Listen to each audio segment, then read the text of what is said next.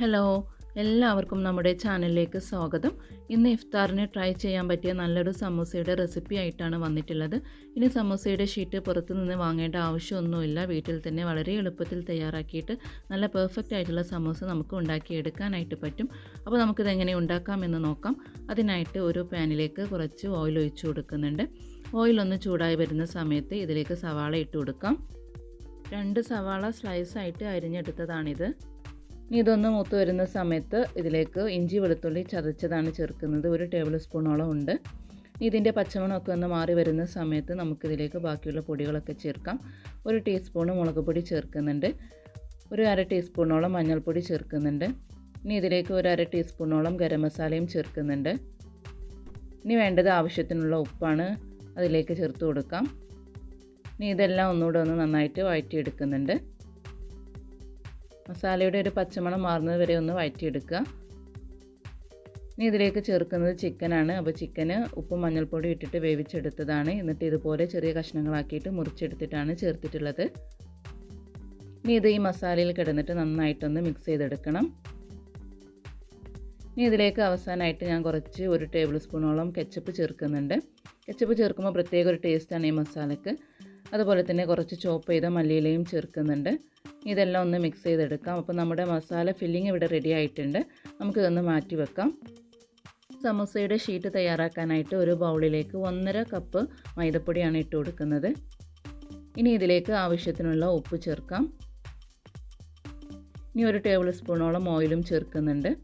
ഇനി ഇതെല്ലാം കൈവച്ചിട്ട് ആദ്യം ഒന്ന് മിക്സ് ചെയ്തെടുക്കാം. ഇനി കുറേശ്ശെ വെള്ളം ഒഴിച്ചിട്ട് നമ്മൾ ചപ്പാത്തിക്കൊക്കെ കുഴക്കുന്ന അതേ രീതിയിൽ ഒന്ന് കുഴച്ചെടുക്കാം. നോക്കിയിട്ട് കുറേശ്ശെ വെള്ളം ഒഴിച്ചിട്ട് വേണം ഇത് കുഴച്ചെടുക്കാനായിട്ട്. അപ്പോൾ ഞാനിപ്പോൾ ഇവിടെ നന്നായിട്ട് നല്ല സോഫ്റ്റായിട്ട് കുഴച്ചെടുത്തിട്ടുണ്ട്.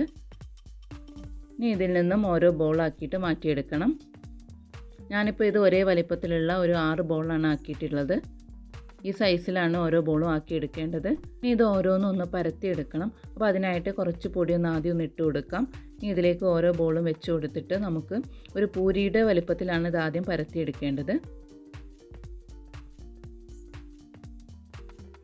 ഇപ്പോൾ ഒന്ന് പരത്തിയെടുത്തിട്ടുണ്ട്. നമുക്ക് ഒരു ബോളും കൂടെ എടുത്തിട്ട് ഇതുപോലെ ഒന്ന് പരത്തിയെടുക്കാം.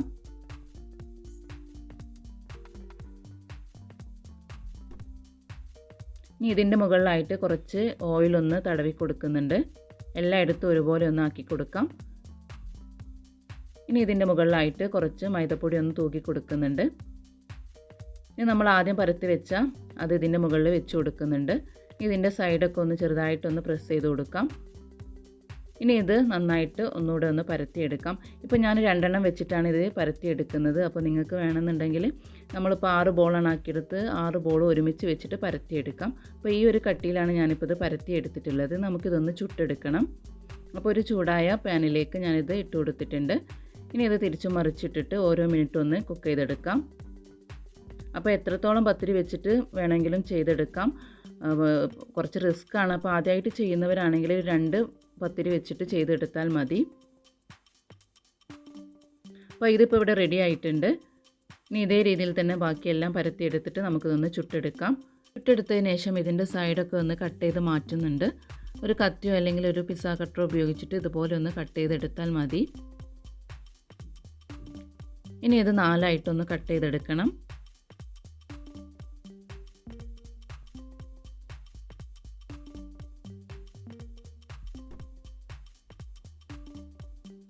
ഇനി ഇതിൽ നിന്നും ഓരോരോ സമോസ ഷീറ്റ് നമുക്കൊന്ന് വേർതിരിച്ചെടുക്കാം. അപ്പോൾ കണ്ടില്ലേ, നമുക്ക് നല്ല പെർഫെക്റ്റ് ആയിട്ട് തന്നെ അത് കിട്ടിയിട്ടുണ്ട്. ഒരേ സമയം തന്നെ നമുക്ക് ഒരുപാട് ഷീറ്റ് ഉണ്ടാക്കിയെടുക്കാനായിട്ട് പറ്റും.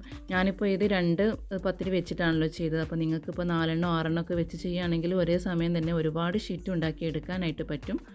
അപ്പോൾ കോൺഫിഡൻസ് ഉള്ളവർക്ക് അങ്ങനെ ചെയ്യാവുന്നതാണ്. ഒരുപാട് പത്തിരി ഒരുമിച്ച് വെച്ച് പരത്തി ചുട്ടെടുത്തിട്ട് ഇതുപോലെ കട്ട് ചെയ്ത് മാറ്റിയെടുത്താൽ മതി.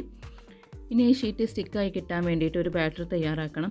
അതിനായിട്ട് ഒരു ബൗളിലേക്ക് 2 ടേബിൾ സ്പൂൺ മൈദപ്പൊടി ഇട്ട് കൊടുത്തിട്ടുണ്ട്. ഇനി ഇതിലേക്ക് ആവശ്യത്തിന് വെള്ളം ഒഴിച്ച് കൊടുത്തിട്ട് ഇതൊരു തിക്ക് കൺസിസ്റ്റൻസിയിലുള്ള ഒരു ബാറ്റർ ആക്കിയിട്ട് മാറ്റിയെടുക്കണം.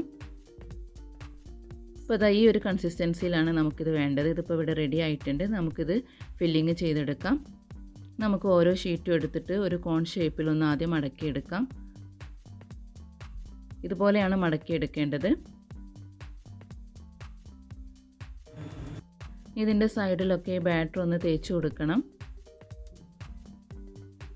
ഇപ്പോൾ വീഡിയോയിൽ കാണുന്നത് പോലെ ചെയ്തെടുക്കുക. അപ്പോൾ നമുക്കൊരു കോൺ ഷേപ്പിൽ കിട്ടിയിട്ടുണ്ട്. ഇതിൻ്റെ ഉള്ളിലായിട്ട് ഫില്ലിങ് വെച്ച് കൊടുക്കാം. ഫില്ലിങ് വെച്ച് കൊടുത്തതിന് ശേഷം ഒന്ന് പ്രസ് ചെയ്ത് കൊടുക്കാം. എന്നിട്ട് ഈ ഭാഗം ഒന്ന് അടിയിലേക്കൊന്ന് മടക്കി കൊടുത്തിട്ട് അവിടെ വീണ്ടും നമ്മുടെ ഈ ബാറ്റർ ഒന്ന് സ്റ്റിക്കാവാൻ വേണ്ടിയിട്ട് ഒന്ന് തേച്ച് കൊടുക്കുന്നുണ്ട്. ശേഷം ഇതുപോലെ ഒന്ന് മടക്കിയെടുത്താൽ നമ്മുടെ സമൂസ ഇവിടെ തയ്യാറായി. ഇതേ രീതിയിൽ തന്നെ നമുക്ക് ബാക്കി എല്ലാ ഷീറ്റും വെച്ചിട്ട് സമൂസ തയ്യാറാക്കിയെടുക്കാം.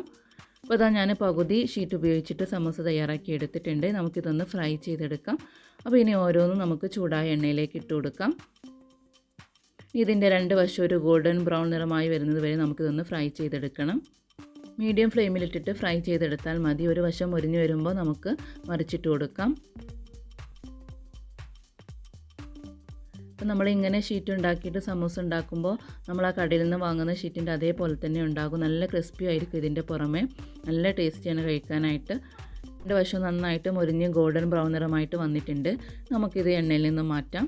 ഇതേ രീതിയിൽ തന്നെ ബാക്കിയുള്ള സമൂസയും നമുക്ക് തയ്യാറാക്കിയെടുക്കാം. ഇനി എല്ലാവരും ഇതേ രീതിയിൽ സമൂസ ഒന്ന് തയ്യാറാക്കി നോക്കുക. ഈ ഇഫ്താറിനൊക്കെ ട്രൈ ചെയ്യാൻ പറ്റിയ നല്ലൊരു സ്നാക്കിൻ്റെ റെസിപ്പിയാണിത്. നിങ്ങൾക്ക് എല്ലാവർക്കും റെസിപ്പി ഇഷ്ടമായി എന്ന് വിശ്വസിക്കുന്നു. ഇഷ്ടപ്പെട്ടാൽ നമ്മുടെ ചാനൽ സബ്സ്ക്രൈബ് ചെയ്യാനും ലൈക്ക് ചെയ്യാനും ഷെയർ ചെയ്യാനും മറക്കരുത്.